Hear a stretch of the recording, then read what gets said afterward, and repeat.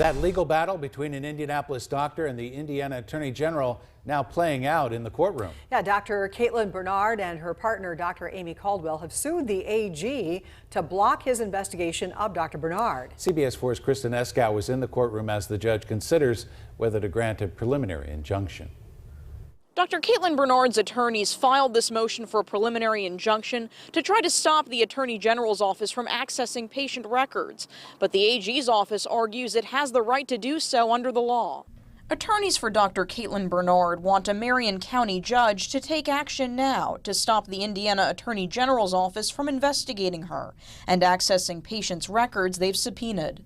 Bernard and her medical partner, Dr. Amy Caldwell, have sued AG Todd Rokita and Scott Barnhart, the head of the Consumer Protection Division. Cameras aren't allowed in the courtroom, but Bernard's attorney, Kathleen Delaney, took questions from reporters after the hearing.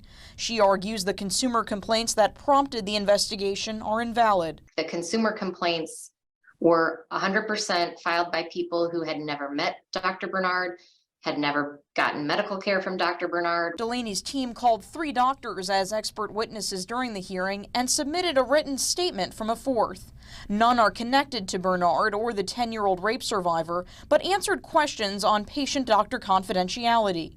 Attorneys for the state focused their questioning in part on whether HIPAA violations include revealing dates related to a patient's care. Delaney maintains Dr. Bernard did not violate patient privacy laws. The Attorney General of the state of Indiana has zero authority to enforce HIPAA, which is a federal law, which is enforced by federal authorities, not by Mr. Rokita. Deputy Attorney General Patricia Erdman gave a brief statement after the hearing, but the AG's office would only answer questions over email. We recognize the significant interest in this matter.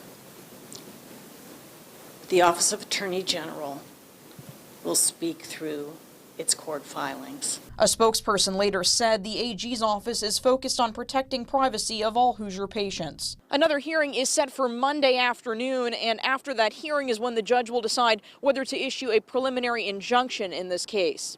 In Indianapolis, Kristen Eskow, CBS 4 News. Now, during the hearing, we learned the investigation into Dr. Bernard's partner, Dr. Amy Caldwell, has been closed.